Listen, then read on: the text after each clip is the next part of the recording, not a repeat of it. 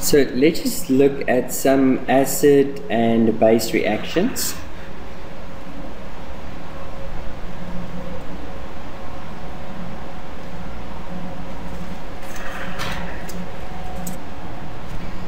So now the standard would be is an acid, if an acid would react with a base, okay, an acid would always have a hydrogen and an anion, and a base will always have a cation and then OH, usually OH. The only other base is where I have my cation is NH.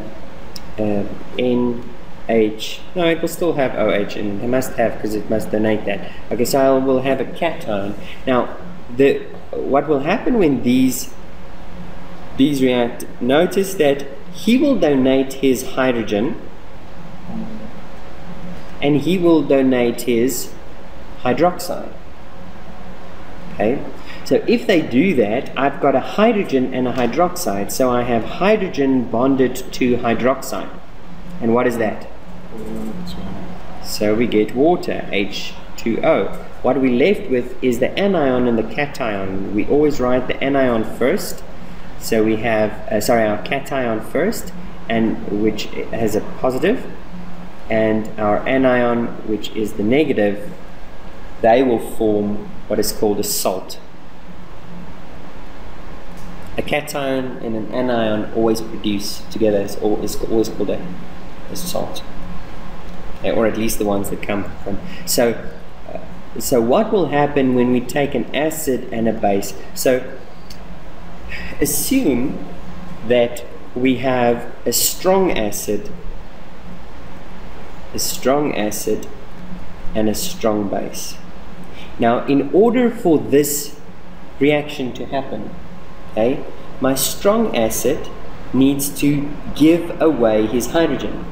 So a strong acid will give away all of his hydrogens because he dissociates completely.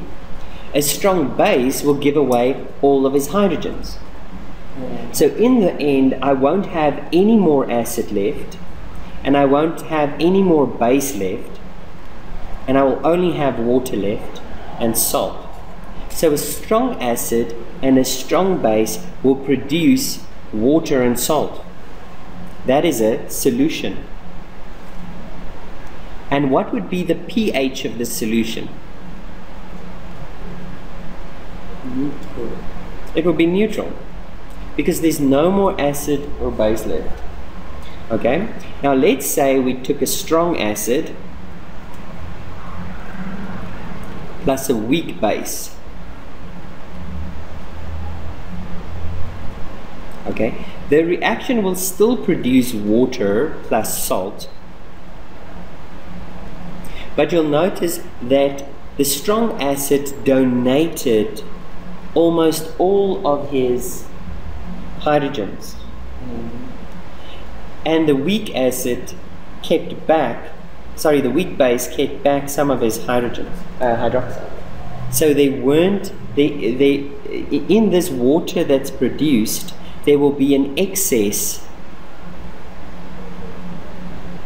of H+. Do you understand? So if I do this reaction, if I take a strong acid, something like hydrochloric acid, and I mix it with a weak base, something like ammonium hydroxide, that's a weak base. If I mix those two, I will get water, H2O, and I will get salt, NH4C, NH4Cl. I will get that salt. But the problem is I will have more hydrogens in the water than hydroxides. Okay, so this will have a pH. So again, this is a solution. So I can measure the pH of the solution, and I will get a pH that's less than 7. And the same is going to go if I go the opposite way around. If I take a strong, a weak base and a weak acid and a weak base. So it is a little bit acidic. If I have a weak acid and a strong base. No, the strong acid and the weak base, it will be a little bit, the solution.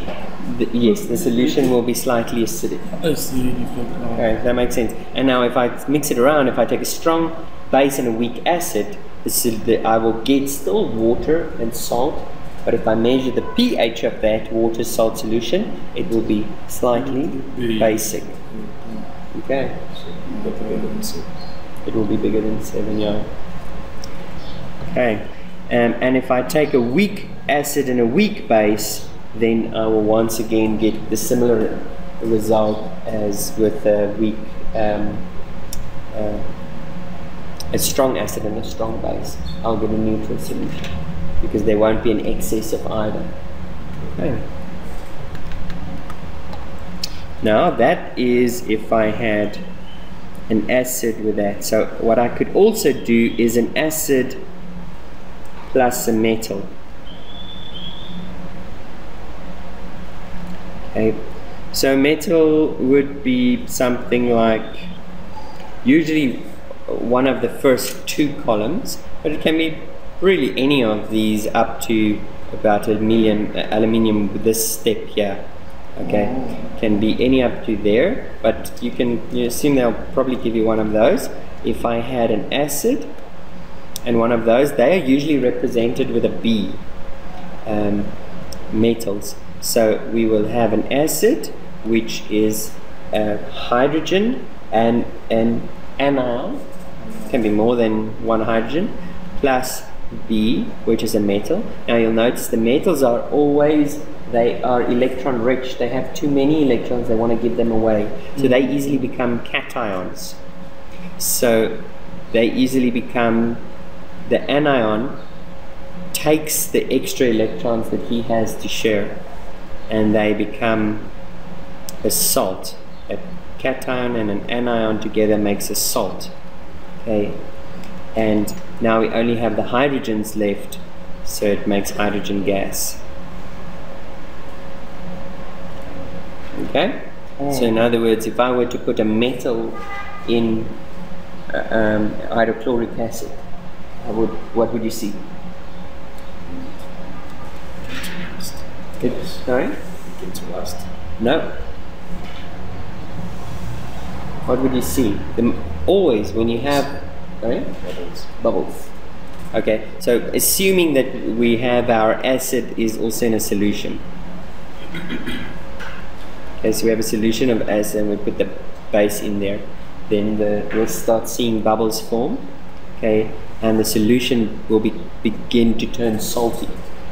Okay. It will be an acidic solution, but it will become a salty solution as and bubbles will appear from that metal. So then we can also have an acid and a metal oxide. A metal oxide. Acid again, HA, okay. And the A doesn't mean just one, it's just an anion, so it can be SO4 or PO3, PO4 or etc. So plus a metal oxide means it's a metal with oxygens. Now it also now depends, usually if it's a first column there'd be 2. So in other words, sodium is Na2O, okay? Because Na has 1 electron and oxygen needs 2, so we need 2 of them. Okay, sodium oxide, that would produce, okay, again the metal and the oxygen would, and this cation and the anion will produce a salt. Okay. And then on this side we have the oxygens and the hydrogens left, so that will produce H2O. Okay. So this one we won't see bubbles.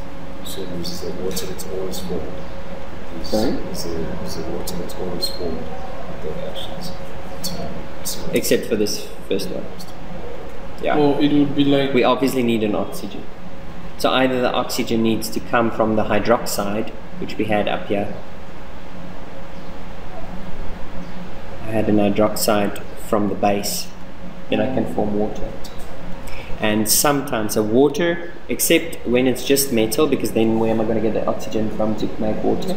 But usually, so the other one that I could have is an acid and the metal hydroxide. But a metal hydroxide is just a base. It's just always a base. So we've already looked at that one. An acid and a metal hydroxide is just a base.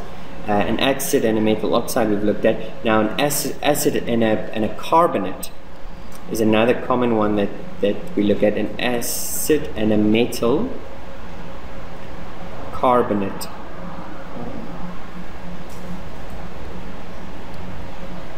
Okay, so metal we represent with a B. Carbonate is carbon. Whenever something ends on an 8, it is oxygen from that T41 table. So let's see, metal carbonate, where is carbon? Carbon is in the T, which means he gets 3 oxygens. So metal carbonate, he gets 3 oxygens. Okay, an acid is HA. So acid and a metal carbonate, it produces, again, we get the salt, but this time, this time the salt is BA, so it's still the same, salt. Okay, the one oxygen and hydrogen forms the water, H2O, and then you'll see that we still have C's and O's left. That produces carbon dioxide, which is again a gas. So if I took a metal carbonate, a very common metal carbonate is sodium. Let me actually show the other one. Did you watch that?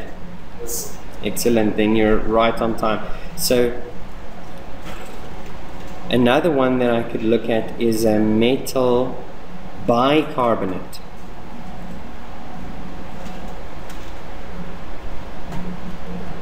Okay.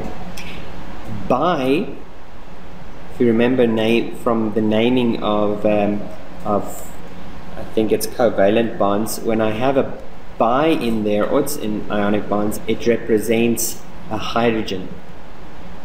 So this is metal, a hydrogen, and a carbonate. It's metal.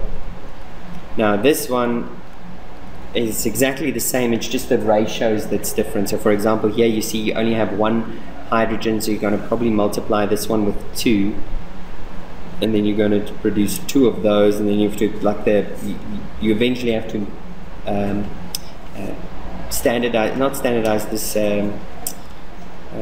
balance this equation, and in the balancing you'll get ratios, while this one will just have an extra H originally, so kind of the balancing usually becomes slightly easier. So I get H2O, which is that hydrogen, one of those oxygens and that hydrogen, they form the H2O. Then we have the salt, that is again just the Ba. So salt is always, water is always a product, except for when we don't have an oxygen in the reaction. And then finally, this one also has carbon dioxide as a gas that it's releasing. So this metal bicarbonate, a common one is bicarbonate of soda. You have that surely in your parents' cupboard at home. Bicarbonate of soda is sodium bicarbonate. Look how I do this. Sodium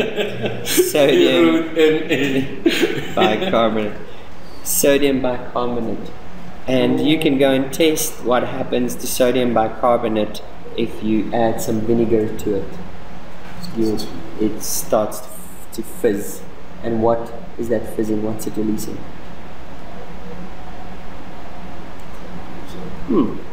That's the gas. Emitting carbon dioxide. It's emitting carbon dioxide. So this is also something you'll see sometimes that a car's battery has this white, they call it battery acid. It's a very strong acid. What do I mean when I say it's a very strong acid?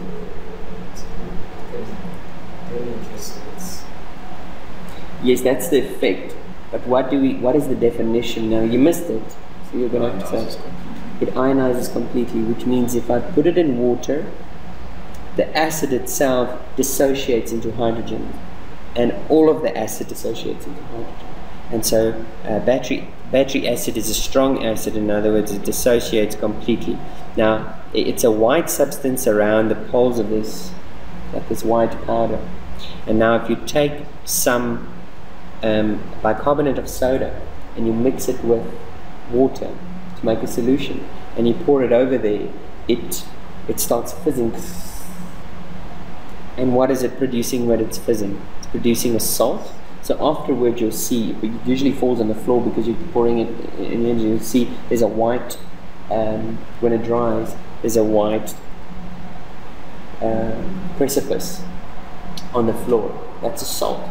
Okay, and then there is the fizzing, is the carbon dioxide it's releasing, and then the liquid, if the ratios were correct, then the liquid would be predominantly water. However, sodium hydroxide is a very weak base. It's a very weak base, and you can see why, because this is a fairly large molecule. If this was an acid, if this molecule made an acid, it would be a fairly strong acid, which would make it a fairly weak base. This is a fairly weak base, so this reaction, when I take the strong acid from a battery plus the weak base from this sodium hydroxide solution that I made, then this water will be a pH of less than 7. Okay, make sense? Okay, now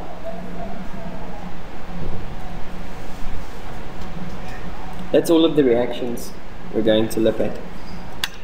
And a specific reaction that we're going to now look at is this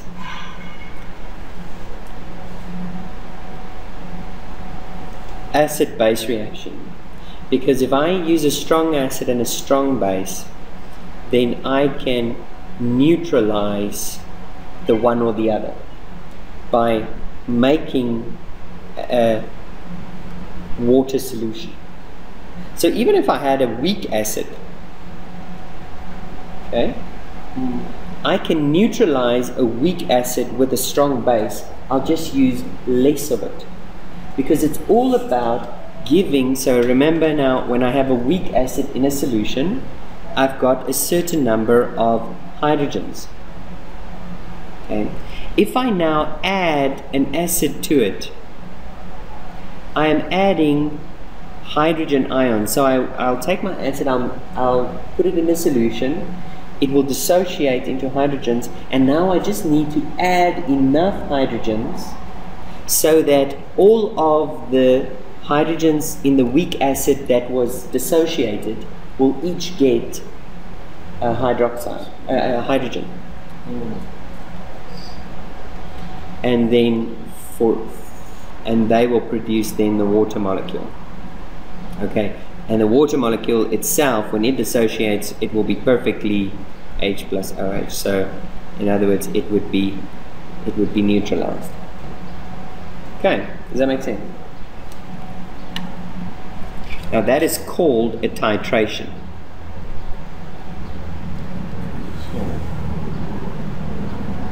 So a titration is neutralizing an acid or a base.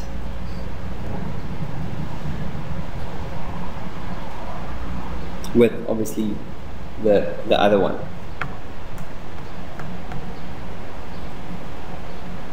And what we would do in a titration is we are trying to find the concentration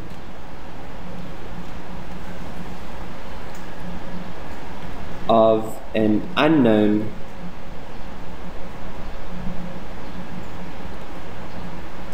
find an unknown concentration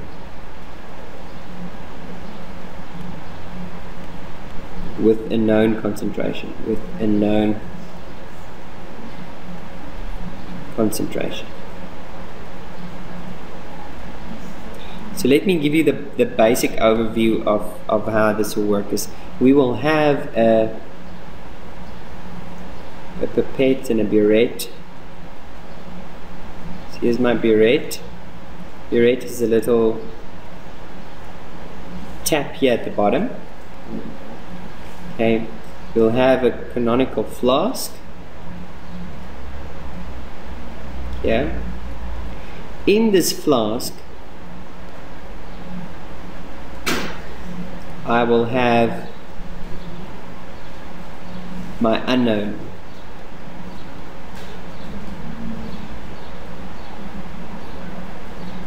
My unknown concentration. It can be the other way around. It's not that it's okay. And in here, I will have a known concentration. So all I'll know about this one is the volume. I know the volume. Okay. So you don't know if it's a base or acid. You know it's an acid or a base. It can be one of the two. Right. But you don't know the concentration. You want to know in this. You know what solution. It's a solution. Okay. What you don't know is what's the concentration of the solution. How much of the solution is base? So in other words, this is the formula. Okay. You don't know you know the volume. You don't know concentration, and you don't know moles.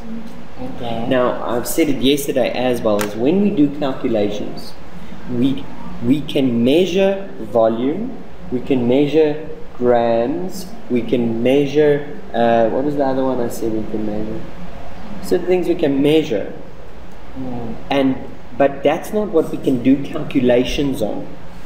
When we know the quantity, we'll convert it into moles.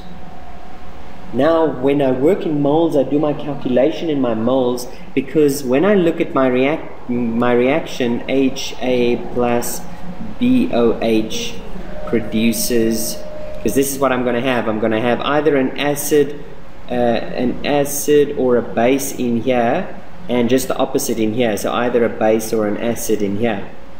Okay, so I'm causing this reaction to happen. And all the while I'm doing it, I'm measuring the pH until the pH is equal to 7. So if this is a basic solution, my pH is the whole time high until I reach a point where my pH is 7. Then I stop the reaction and I measure it. So what's going to happen is I'm going to drop in little drops. And I'm going to measure how much of this am I using. So what am I measuring? I'm measuring volume. I know the concentration. So the formula that I'm using here is that my moles is my concentration times my volume. So I know the concentration. The substance in the burette is known. It's known. So I know the concentration. So it's a solution, and I know in that solution how many moles per cubic decimeter is acid or base, depending on what it is. So I can work out, when I use this much, I've worked out V. I am given C. The concentration is true for everything in here. So that gives me the moles that I used to neutralize this reaction. Now in front of here it tells me what that ratio must be. So once I know the mole of, let's say we have an acid at the top and a base in the bottom. Okay. Now I know the mole of acid. And I know that the mole of acid, so let's call the moles of acid and the moles of base like that. Now I know that the moles of my acid, the mole I want to know is, I want to know how many moles of base is in here. Because I'm looking for the concentration. If I know what the volume is here. Volume is just measured in liters or in cubic decimeters. So I can measure that. but I can't measure mole in there. So I must, that's why I'm doing this. I have a known concentration, and so I find the amount of moles by using this, that the mole of the base, so I always start with the moles that I'm looking for, divided by the moles that I now have. And that gives me, and in this equation I must keep the same ratio. That must give me the mole of the base is B, the mole of the acid is A. I will do an example and we'll be a bit more practical. And now, since mole of base is what I'm looking for, it just equals this coefficient times the mole of the acid divided by the coefficient of this reaction. And that will give me this mole, and then I can get concentration by just taking the mole of the base that I've calculated now and dividing by the volume. Okay. So that's concentration. So now I've found what the concentration of an acid is in here. Now if they tell me that it is a strong acid, you can use your concentration to work out the pH. If I know concentration, I can work out pH. So let me show you that, for example. So let's say they ask you the pH for any substance, but they can only ask you in a solution they will always ask you find the pH of a strong acid or a strong base, because then you know it dissociates completely. Okay, and you have to know that, because if I know the concentration of an acid in a solution, so I've got the concentration, then I know that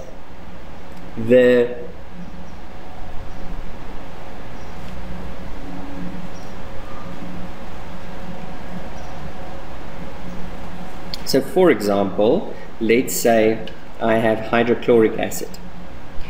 Hydrochloric acid dissociates almost completely into hydrogen and chlorine. Sorry, without the brackets, I'm sorry.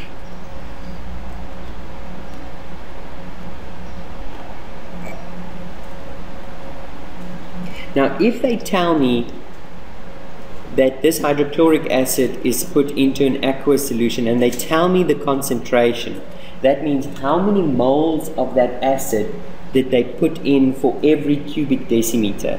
That's what concentration is. How many moles is there per cubic decimeter? Then I know that because it dissociates completely, for every 1 mole that they put in, 1 mole of hydrogen was produced. Okay. So in other words, if I wanted to work out pH, so let me rather say it though, because it dissociates completely, the amount of hydrogen would equal the concentration of hydrochloric acid that they put in. Does that make sense? So since I have this, I can work out pH, because pH is just the negative log of H, and now I have H's concentration. Okay, if they give me that it's hydrosulfuric acid, then this one dissociates and produce 2 hydrogens. Sorry, 2 hydrogens plus sulfate. The sulfate 2 negative. Which means for this one, the amount of, if I know what the concentration of this one is, the concentration of hydrogens will be double that, because for every 1 of these I had 2 of these, so the concentration of this one is equal to 2 times the concentration of hydrosulfuric acid that they in the substance or in the solution. Make sense? Okay. Now they tell you they give you something like this, that NaOH, and we know it dissociates into sodium and hydroxide. And now they ask you to calculate the pH of this one. But now notice pH is negative log of hydrogen ions. This one doesn't produce hydrogen ions, but still they ask me for the pH. So now I can use this other relationship, that pH plus POH is equal to 14. I can find POH because for every one of these there's one of those. So if they give me this one, I have that one. So pH will be 14 minus POH. And what is POH? P is negative log, so this becomes, it's already negative, so it becomes positive log of OH. So they give me the concentration of that one, and I therefore have this concentration. And when I have this concentration, I can now use it to find that. Okay, let's say they don't give you a strong acid, but instead they give you so a strong acid, you know that it will dissociate completely. So if they give you the concentration, then you know what the concentration of the hydroxide or the hydrogen ions are. That's if it's strong, because it dissociates completely. But what if it doesn't dissociate completely? So for example, they give you a weaker acid, then they must give you the Ka or the Kb value. Okay, so for example, they give you now a weak acid like NH, a weak base like NH4,8, and they give you a Kw value. Now you know that this one dissociates into NH4 and OH ions. And you know that this is a base, so they'll give you the Kb value, and you know that this base will have NH4 and OH ions in the top. That's the product, divided by, and now because I've put this in a solution, this is now accurate. The reason why it is dissociating is because I put it in a solution. Okay, but in the solution, not everything is ions anymore because it's a weak base. It doesn't dissociate completely. So there isn't a zero at the bottom. At the bottom we have a NH, sorry, there never was a zero at the bottom. Even when it dissociates completely, it is to the power of 0, so there's a 1 at the bottom. But there's not a 1 at the bottom. There's a less than 1 at the bottom. There's a concentration at the bottom. Okay, now again I told you they are giving you the concentration of the base. You know, you should know it's a weak base. They also, so you have this concentration, you have that value that's given, and now you know that for every one of this and one of this is produced, which means these two values are the same. Does that make sense? So in other words, you might as well, instead of writing, since they're the same value, let's just use x times x. And I'm trying to find this answer, so I'm trying to find x. So I have x times x over a known value, that concentration that was given, and the Kb value that's given. So in the end I have x squared is equal to c Kb. And I just take the square root on both sides, and now I have the concentration of hydroxide. When I have concentration of hydroxide, I'll use pH is equal to 14 minus log of OH. Plus, sorry. Because this is... Okay. Good, okay. But I've been doing this very theoretically, so let's just look at some questions from actual examples.